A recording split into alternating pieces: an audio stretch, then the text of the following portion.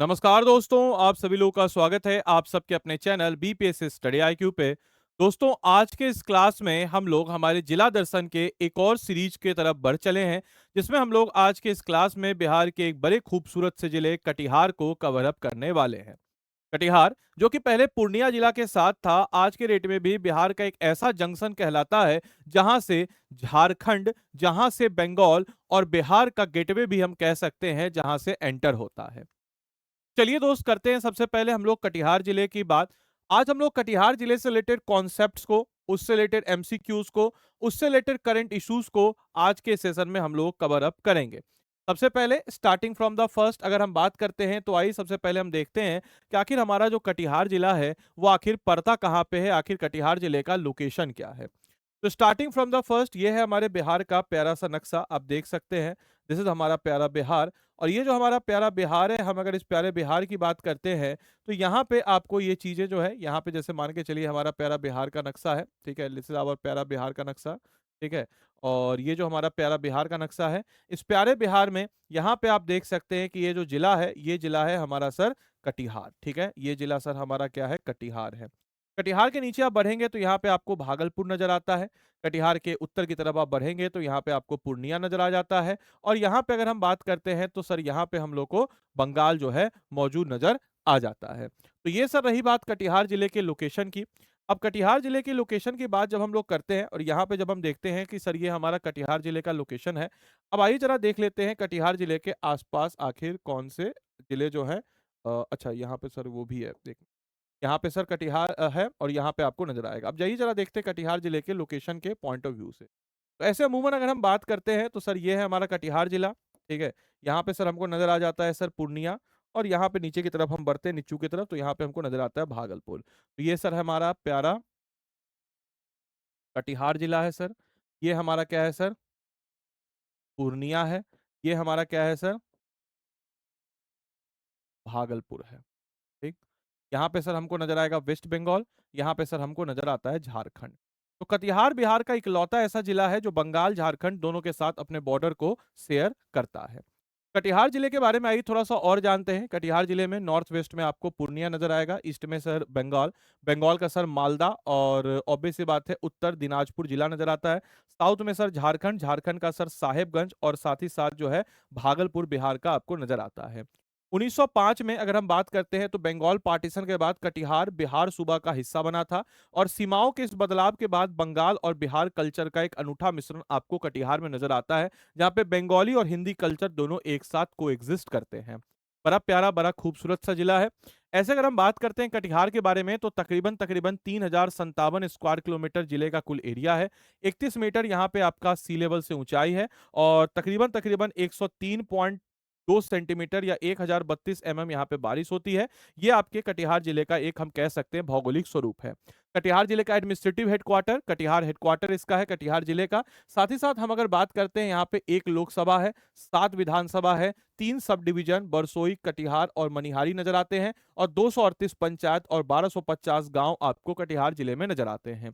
Historical point of view से अगर कटिहार की बात करते हैं तो शुरुआती दौर में अंग और मगध का हिस्सा था, यानी कि शुरुआती दौर में इन राजाओं का शासन, यानी कि अंग के और मगध के राजाओं का शासन था। जिसके बाद पाल डायनेस्टी का राज आया, मुगल के समय में और खिलजी के समय में मुगलों के नियंत्रण में आ जाता है। साथ ही साथ आपको बताते चले 1770 में इंग्लिश रूल यानी कि पूर्णिया के गवर्नर मोहम्मद अली खान के सत्ता अंग्रेजों के हाथों में वहां से चली गई। 1872 में कलकत्ता बोर्ड एस्टेब्लिश्ड होता है, और प्रशासनिक नियंत्रण बिहार और ऑब्वियस सी बात है बिहार बोर्ड से हटाकर कलकत्ता बोर्ड के रेवेन्यू को, सीमा को दे दिया जाता है, ठीक है। 1872 में 1973 में इंडिपेंडेंट डिस्ट्रिक्ट के रूप में एस्टेब्लिश्ड होता है, पूर्णिया से अलग होकर के एक स्वतंत्र जिले के रूप में हमको एस्टेब्लिश्ड होता हुआ नजर आता है। यहाँ की आबादी 30 लाख 71 हजार यहाँ की आबादी है, यानी कि 3.71 लाख यहाँ पे आबादी है। 1005 पर पर्सन स्क्वायर किलोमीटर पे रहते हैं। और पॉपुलेशन डेंसिटी की बात, पॉपुलेशन ग्रोथ की बात करते हैं तो 28.4% यहाँ पे पॉपुलेशन ग्रोथ रेट है। कटिहार में बहुत सारी भाषाएं, बंगाली, हिंदी, सूरजपुरी, अंगिका, मैथिली, मारवाड़ी, उर्दू, ये सारी की सारी भाषाएं जो है बोली जाती, क्योंकि एक अनूठा संगम आपको मिथिला, अंग, और साथ ही साथ हम बात करें तो बंगाली का भी और हिंदी का भी एक अनूठा संगम आपको नजर आता है। लिटरेसी रेट की बात करते हैं तो 919 बिहार के लिटरेसी रेट से थोड़ा सा बिहार के लिंग अनुपात से, जिसको हम कहते हैं सेक्स रेशियो से थोड़ा सा बेहतर। ओवरऑल लिटरेसी रेट 52.2 जो कि लोएस्ट है, मतलब पूर्णिया के बाद सेकेंड लोएस्ट के रूप थर्ड लोएस्ट के रूप में नजर आता है। सबसे lowest Purnia, second lowest Sitamarhi, third lowest Katihar. यहाँ पे काम करने की जरूरत है। पुरुष साक्षरता दर 59.4%, फीमेल साक्षरता दर 44.4% यहाँ पे नजर आता है। कटिहार जिले की बात करते हैं तो यहाँ पे गंगा, महानंदा, कोसी, रीगा ये सारी नदियां हैं। गंगा, महानंदा, कोसी, रीगा, और ऑब्वियस सी बात है यहाँ पे नदियों का स्रोत है, जिसके कारण यहाँ पे आपको धान होता हुआ अच्छा नजर आएगा। कोटी का एक जूट का एक बहुत इंपॉर्टेंट सेंटर है।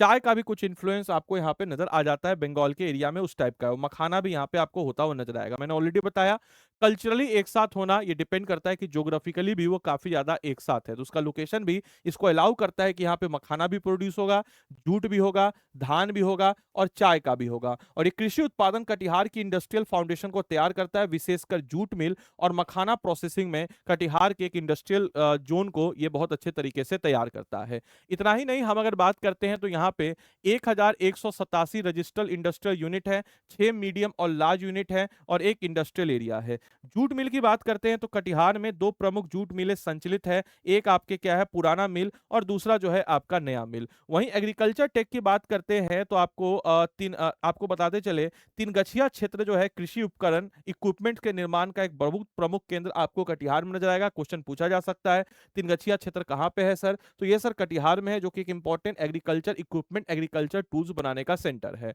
इसके अलावा यहाँ पे diverse seed, wood, furniture, metal, electric, machinery, readymade garments, chemical, इन सब का एक इंपॉर्टेंट सेंटर के रूप में नजर आता है।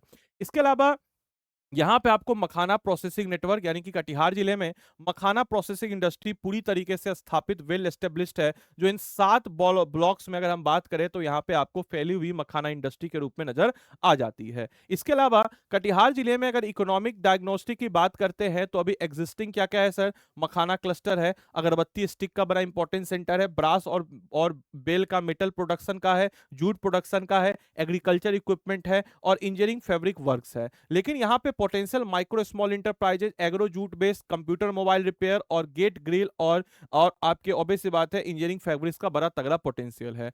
साथ ही साथ एजुकेशनल इंस्टीट्यूट की बात करते हैं तो बहुत सारे इंस्टीट्यूट्स हैं।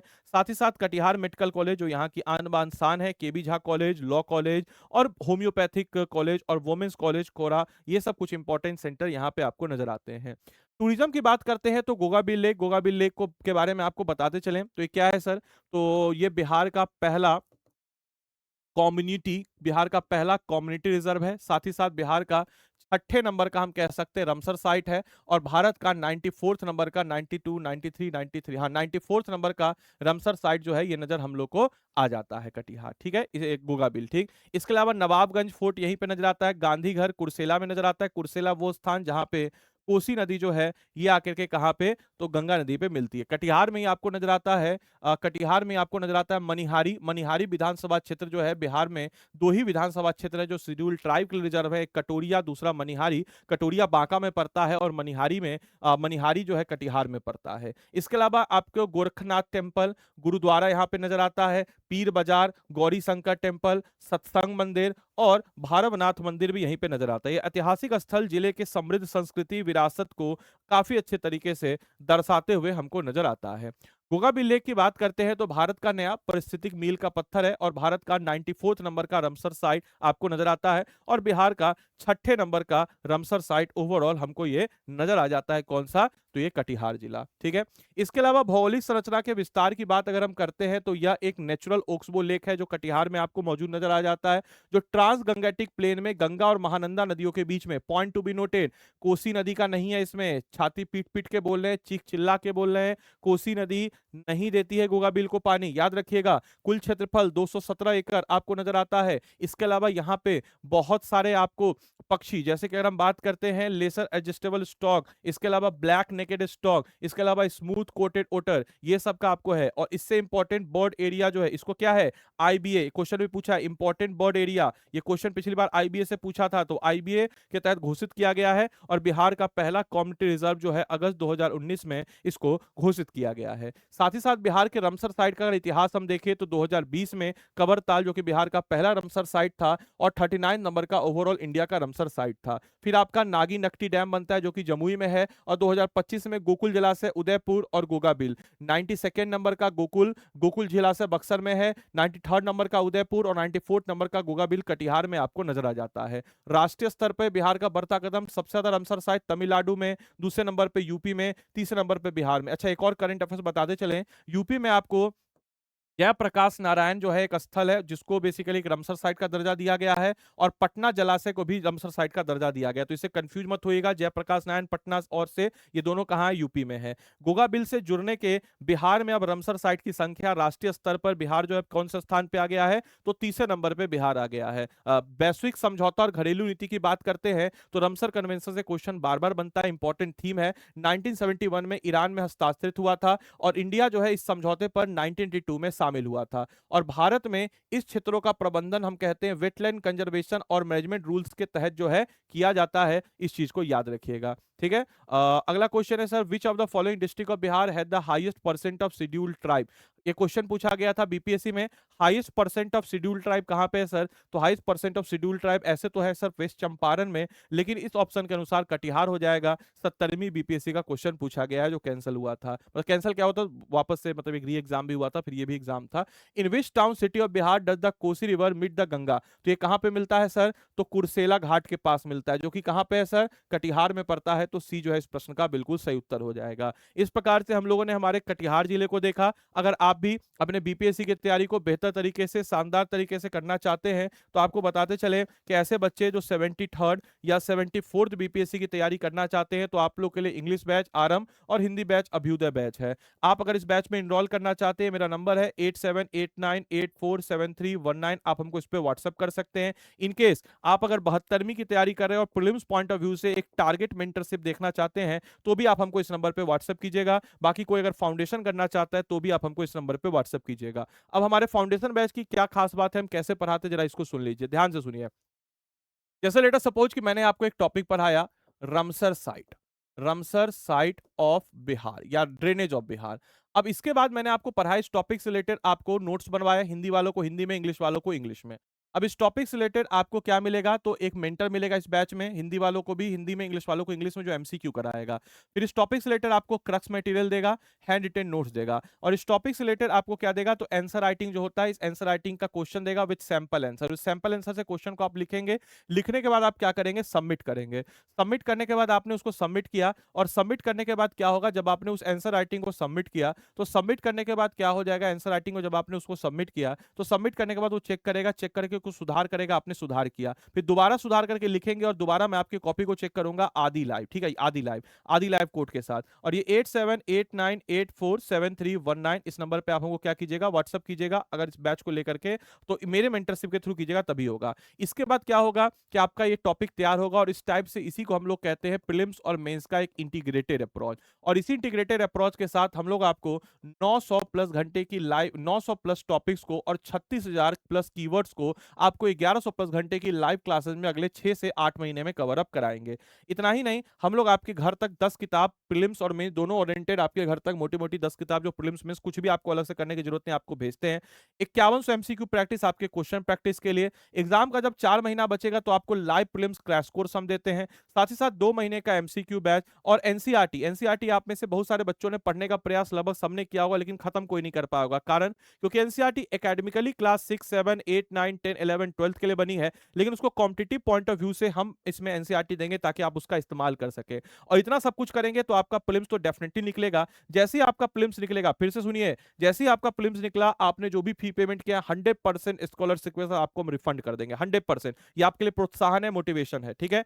इसके बाद आपके प्रीलिम्स के बाद मेंस एग्जाम के लिए 4 महीने का डेडिकेटेड सेशन आपको मिलता है, interview guidance programme, monthly current affairs, ये सब कुछ आपको हमारे फाउंडेशन बैच में मिल जाता है। और तो इस बैच में अगर आपको इनरोल करना है तो कैसे इनरोल करेंगे आपको बता देते हैं, पहले देख लीजिए। स्टडी आईक्यू के ऐप या वेबसाइट पे जाएंगे, इसके अलावा आपको हम बता ही देते, देखिए जैसे आप देखिए किस टाइप का कौन टीचर होगा। मैं आपको हमेशा बताता हूं कि जो शिक्षक आपको आंसर राइटिंग करना ना सिखाए वो शिक्षक आपका समय बर्बाद करे। कि हम अपने हाथ से लिख के, हम तो अपने लिए आंसर राइटिंग नहीं लिख रहे होंगे, आप ही लोग के लिए लिख रहे होंगे, तो अपने हाथ से लिख करके, दिख रहा है, अपने हाथ से लिख के कैसे क्लाउड डायग्राम बनाया जाए, कैसे फ्लो चार्ट बनाया जाए, दिख रहा होगा आप लोग को। तो आप देखिएगा ध्यान से अगर, तो हम देखिए हर एक टॉपिक का आप यहाँ पे देख सकते हैं कि हम आंसर राइटिंग करके यहाँ पे रखे हुए हैं। हर एक टॉपिक का दिख रहा है आपको, तो हर एक टॉपिक का इस टाइप से आंसर राइटिंग करके जो है हम यहाँ पे आपके समक्ष जो है किए हुए हैं। तो आप इसको देख सकते हैं कि कितना मेहनत और कितना शिद्दत से आप लोग के लिए ये सब टाइप के कंटेंट को हम तैयार करते हैं हर एक टॉपिक का। अगर आपको यहाँ पे देखिए और आपको हम दिखा देते हैं, जैसे देखिए ड्राइव पे जाइए, देखिए मेरे मेंटरशिप में आप, ये मेरे मेंटरशिप में मिलेगा हर सब्जेक्ट का हैंड रिटन। जैसे कोई भी सब्जेक्ट देखिए, इकोनॉमी जैसा वास्ट सब्जेक्ट ही देख लीजिए, इसी को ओपन करते हैं। अब देखिए हिंदी हो या इंग्लिश हो, दिख रहा है आपको कैसे क्लाउड डायग्राम बनाया जा रहा है, कैसे फ्लो चार्ट बनाया जा रहा है। इंग्लिश में नोट्स है, हिंदी का अगर आप देखना चाहें तो देखिए बाबू ये इंग्लिश है, ये रहा हिंदी का नोट। तो आप देखिए हर एक टॉपिक का हैंड रिटन नोट्स कैसे है, क्या उसके पीछे का समीकरण है, कैसे आंसर राइटिंग लिखा जाए, हर एक टॉपिक का आपको हम करके देते हैं। अगर आपको इस बैच में इनरोल करना है तो क्या करेंगे, स्टडी आईक्यू के ऐप या वेबसाइट जो भी आपको सहूलत लगे वहां चले जाएंगे, स्टेट पीसेस पे जाएंगे, हमारा प्यारा मोहब्बत बिहार, यहाँ पे बिहार पीएससी अभ्युदय बैच है, तो दोनों में से जो हिंदी वाला बैच, इंग्लिश वाला बैच, और ये हमारा क्रैश कोर्स 72 के लिए, तो आप इसमें भी कर सकते हैं अगर आप सिर्फ इसको देखना चाहें। अगर आप दोनों मिला के करना चाहें तो हमसे कनेक्ट एक बार कर लीजिएगा, वही डिस्काउंटेड प्राइस में इसके साथ हम आपको इसको मर्ज करके करा देंगे। देखिए अब जैसे मान के चलिए इस बैच में हम गए, बाय नाउ पे जाएंगे, बाय नाउ पे जाने के बाद यहाँ पे कोड आएगा, कोड क्या आएगा, तो ADILIB आदि लाइव कोड लगाएंगे, आदि लाइव कोड लगाएंगे और यहाँ पे आपका लैंग्वेज आएगा हिंदी इंग्लिश को चुनिएगा, और इसके बाद ये बैच आपका हो जाएगा। फी आपको लग रहा होगा 18,000, चिंता मत कीजिए, आप लोग के लिए मैनेजमेंट से लड़ जाते हैं। कल एक लड़की का था ऐसी ही एडमिशन, तो उसके पास 2-3 हजार रुपए का कमी था, पूछेगा उससे, है तो अगर देख रहे हैं वीडियो तो कीजिएगा, मैनेजमेंट से हम लड़ गए कि भाई पढ़ाई 2-3 हजार रुपए के लिए नहीं बच रुकना चाहिए, समझे मेरी बात को। तो अगर आपके पास दिक्कत है कोई बात नहीं, हमको व्हाट्सएप कीजिए सीधा 8789847319। आपका सिलेक्शन ज्यादा जरूरी है, हाँ कॉस्टिंग जो हमारा है उससे कम नहीं, लेकिन हाँ जो आपके लिए जरूरी है इतना सब कुछ चीज के लिए उतना हम आपको प्रोवाइड कराएंगे हमारे प्लेटिनम बैच के साथ, ये सब कुछ आपको मिल जाता है। एक बार हमको व्हाट्सअप कीजिएगा, मैक्सिमम डिस्काउंट और साथ ही साथ आपको अपने मेंटरशिप में हम आपको दे देंगे, ये नंबर है। बाकी चलिए उम्मीद करते हैं सेशन आपको अच्छा लगा हो, आपने सेशन को अच्छे से एंजॉय किया हो, बहुत कुछ जानने सीखने को मिला हो। मिलते हैं अगले सेशन में, तब तक के लिए सारे बच्चों को bye bye, take care, thank you and thanks for watching this.